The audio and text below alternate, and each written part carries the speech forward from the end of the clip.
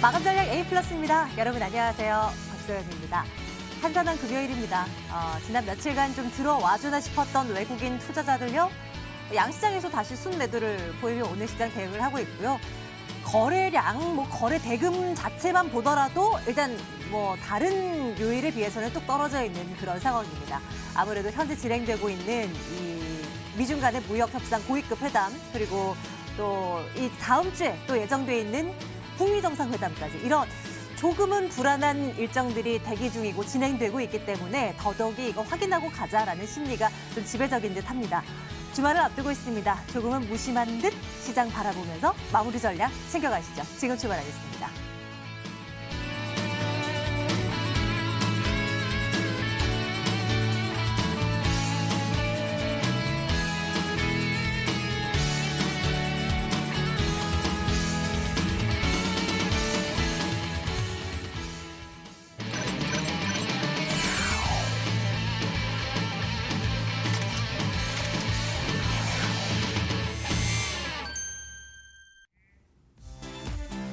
이 종목은 대체 왜 그랬을까요? 화제가 된 종목들 하나씩 챙겨볼 텐데요. 남북 경격주 먼저 볼까요? 북미 정상회담 일정이 진짜 코앞으로 다가왔습니다. 이제 D-5 정도 되나요? 이 트럼프 대통령과 김정은 위원장이 이제 단독 회담을 가질 수도 있다. 이런 얘기들도 나오고 있고요. 하노이에서 어떤 호텔에서 진행이 될지에 대한 추측들도 이제 조금은 더 구체화되면서 얘기가 전해지고 있는 것 같아요. 어쨌건 이벤트 데이가 다가오면서 조금은 또다시 들썩이고 있는 그런 모습인데요. 비핵화 이거 진짜로 가능할지 아니면 또 다른 세부적인 사항들이 무언가로도 나와줄지에 대한 기대감이 조금은 쏠려 있습니다. 오늘은 경농이 9%대, 아난티 6% 가까운 상승세, 조비도 4% 넘는 상승 기록하고 있습니다. 차바이오 그룹이 싱가포르 메디컬 그룹이라는 병원의 최대 주주 자리에 올랐다는 소식이 전해졌습니다. 이 병원은 동남아의 한 40여 개의 클리닉을 가지고 있는 병원이라고 하는데요. 이곳을 토대로 해서 이제 동남아시아 시장 꽉 잡지 않겠는가 하는 이제 기대감이 형성됩니다. 차바이오텍 현재 주가는 4.7% 강세로 진행되고 있습니다. 근데 관리 종목 타이틀을 떼야 되는데 그게 조금 걱정이 되죠. 휴젤 보겠습니다. 지난해 4분기 실적이 나왔는데요. 매출 부분에서 잘 나왔습니다. 휴젤 부틀리는 톡신 이거 말고도 가지고 있는 화장품 브랜드가 있는데요. 이름이 웰라주라는 브랜드라고 해요. 이 웰라주가 홈쇼핑에서도 팔리고 있고 면세점에 입점되어 있기도 하고 매출 진짜 잘 나왔다고 합니다. 이제 화장품주 움직일 때 휴젤도 같이 가야 되는 곳일까요? 오늘 현재 주가는 4.5% 강세 보여지고 있습니다. 진짜 화장품주 볼까요? 상승폭 많이 줄였네요. 윗골이 좀 많이 달며 토니모리 지금은 1%대 강세 나타내고 있습니다. 요 며칠 사이 화장품주들 되게 강했었잖아요. 중국 단체 관광객들 이제 들어올 것이라는 매일 나오는 그런 기대감 그리고 많이 떨어졌으니까 저가 메리트 확실하다라는 강점 부각되면서 조금 올라왔는데 오전장과 다르게 오후장 들어서 하락 반전한 화장품주들 많고요. 토니모리는 그래도 상승세를 유지하고 있습니다. 14,600원 기록이 되고 있습니다. 둔산중공업 볼까요? 이 종목은 어떻게 하면 좋을까요? 대규모 유상증자 얘기가 나왔습니다. 규모는 5천억 원 정도. 또 이와 별도로 부동산 매각하는 등등의 다른 자구 대책을 마련해서 한 3천억 원 정도 이상 더 확보한다라는 것이고 8,500억 원 정도를 모아서 일부는 두산건설 유증에 참여를 하고 등등의 이제 계획들이 나왔는데 어쨌거나 유상증자 얘기가 또 이제 부각되면서 주가가 8% 이상 급락입니다. 두산중공업이 한 주당 8,000원대라뇨. 어떻게 하면 좋을지 챙겨보도록 하겠습니다. BGF 리테일 상승세가 많이 줄었죠? 예, 지금은 강보합선 진행되고 있습니다. 근데요, 오프라인 매장이 온라인 매장과 함께 커갈 수 있는 유일한 업태가 바로 편의점이라는 지적들이 있습니다. 이런 가운데서 BGF 리테일 사흘 연속의 상승세 보여지고 있고요. 20만 8,500원. 어떤 관점이 옳은 것인지 한번 판단을 해보도록 하겠습니다. 삼천당 제약 보겠습니다. 이 종목도 상승폭을 좀 줄이긴 했네요. 그래도 52주 신고가 여전히 기록하고 있는 상황이고요. 이 회사가 무체혈 혈당 측정기를 내놨습니다. 피를 뽑지 않고 혈당을 측정하는데 피 안 뽑고 이 손등에 어디 혈관 지나가는데 기기를 갖다 대면 이제 혈당을 측정할 수 있는 기기를 내놓는다는 겁니다. 2020년도에 국내에서 판매가 가능할 것 같고요. 올 4분기부터는 유럽에서도 상용화가 가능할 것이라고 하는데 기대 걸어볼까요? 챙겨보도록 하겠습니다. AR 인베스트먼트 오현진 팀장과 오늘 함께하겠습니다. 팀장님 어서 오세요. 네, 안녕하세요. 네, 삼천단 제약 먼저 볼게요. 상승세가 조금 축소되긴 했지만 무채혈 혈당 측정기 이것에 대한 기대감 가져도 될까요? 저는 개인적으로 피 뽑는 거 너무 무서워해서 이런 거 있으면 진짜 좋겠다라는 생각은 좀 들어서요. 그렇죠. 이게 원래 없던 제품은 아니에요. 그래서 기존에 일본이나 이런 지역에서 출시가 됐었는데 가격이 굉장히 좀 비쌌거든요. 그래서 이번에도 가격이 비싸긴 하겠습니다만 그래도 예전에 나온 제품보다는 성능이라든지 가격 면에서 조금 더 유리하게 출시된 제품이 아닌가 이렇게 판단을 하고 있고 무채혈 혈당 측정기라는 건 말 그대로 이제 피를 안 뽑고 혈당을 측정한다라는 거죠. 혈당을 잴 때마다 피를 뽑아야 되니까 그게 얼마나 좀 힘들고 고통스럽잖아요. 네. 그래서 이런 부분들을 해소해 줄 수 있다라고 생각을 해본다면 충분히 이제 성장 기대감이 있는 것이고 지금 삼천당제약의 협력사입니다. 그 디오스파마가 대만 업체와 이 무채혈 혈당 측정기에 대한 위탁 생산 계약을 체결을 했고 삼천당제약은 원래 안과 용제를 생산하는 기업이에요. 그런데 사업 구조 다변화를 위해서 벤처 기업인 디오스파마에 일단 투자를 했었고 이 디오스파마가 성과를 낸 것이다. 이렇게 보면 되고요. 이로써 삼천당제약은 이제 무채혈 혈당 측정기의 국내 독점 판매권도 가지면서 해외 매출에 대한 이익을 그 디오스파마와 좀 공유할 수 있는 이런 권리를 갖게 됐다. 이렇게 이제 봐주시면 될 것 같습니다. 그래서 무채혈 혈당 측정기가 당장이 나오는 건 아니고요. 올해 하반기 유럽의 임상을 거친 이후에 좀 판매가 될 것으로 보이고 국내에서는 이제 내년에 좀 허가가 되지 않을까 이런 생각을 가지고 있습니다. 지금 글로벌 혈당 측정기 시장 자체가 내년에 한 16조 정도로 예상이 되고요. 시장 상승 속도도 좀 빠른 편이에요. 그런 만큼 충분히 좀 기대감을 가지실 수 있지 않을까 이렇게 판단을 하고 있고 본산업 부분도 좋습니다. 그래서 국내 저만제 시장 점유율 계속해서 확대되고 있거든요. 그래서 국내 저만제 시장에서 차지하는 비중 22% 압도적인 1위 기업이다라고 보시면 될 것 같고요.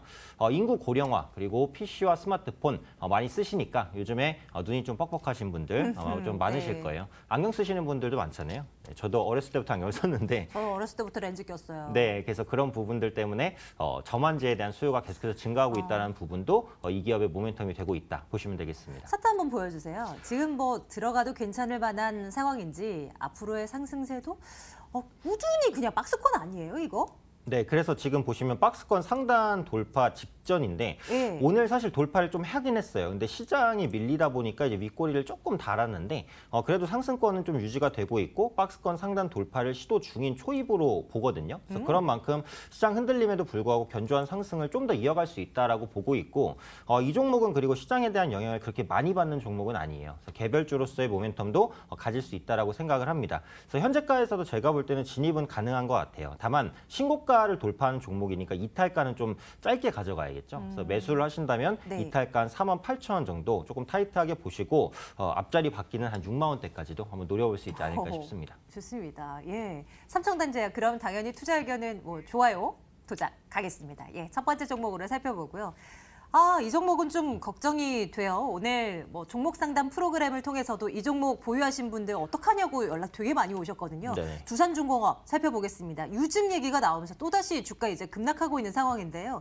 왜 이렇게 좋은 얘기가 안 나오는 것일까요? 좀 살펴주세요. 그렇죠. 이게 두산그룹주는 항상 좀 어려워요. 이게 실적도 잘 나온 기업이 이렇게 많지는 않고 항상 재무 구조가 좀 불안정하다라는 게 기업의 디스카운트 요인으로 작용을 했었고 오늘도 그런 부분들 때문에 밀리고 있다라고 볼 수 있겠죠. 그래서 일반 공모 방식의 유증을 결정을 했는데 5천억 규모입니다. 지금 두산중공업 시가총액이 1조도 안 되거든요. 그러니까 엄청나게 많은 규모를 유증을 하는 거예요. 그러니까 주주가치 희석은 어쩔 수 없는 부분이다라고 보셔야 될 것 같고 보유 자산도 이제 일부 매각해서 두산건설을 지원한다 이렇게 했는데 지금 보시면 건설업황도 어쨌든 좀 꺾여요. 정부 규제 자체가 부동산 규제에 포커스가 맞춰져 있으니까 그래서 두산건설에 자금이 들어간다고 해도 급작스럽게 두산건설이 좋아질 가능성도 제가 볼 때는 크지 않기 때문에 이런 부분들도 좀 부담으로 작용하고 있다 이렇게 봐주시면 될 것 같고요.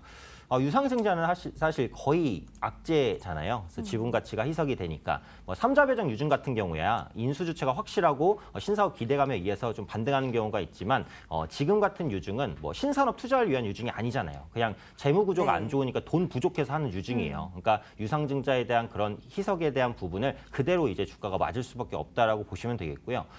두산중공업은 실적도 이제 별로 좋지가 않습니다. 그래서 매출 같은 경우 좀 정체가 돼 있고, 물론 올해는 그 원전 사업 재개라든지 뭐 사우디나 인도에 대한 중공업 부분 수주 이런 기대감이 있는 건 사실이고, 그래서 리포트에서도 그런 부분을 많이 다루고는 있는데 아직까지는 기대감이고 그런 부분이 구체화되는 모습은 또 없거든요. 그래서 그런 부분은 후차적으로 생각할 문제라고 보고, 지금은 사업적으로 재무구조나 이런 부분들 개선 기대감은 있지만 단지 그것뿐이고 기업 실적이 나아지거나 하는 부분은 아니기 때문에 현재 위치에서는 일단 추가 조정 가능성도 충분히 염두해야 되는 조금 리스크가 있는 위치라고 생각합니다. 보수적인 시각을 보여주십니다. 도장 찍어야 되는데 나빠요 찍어요?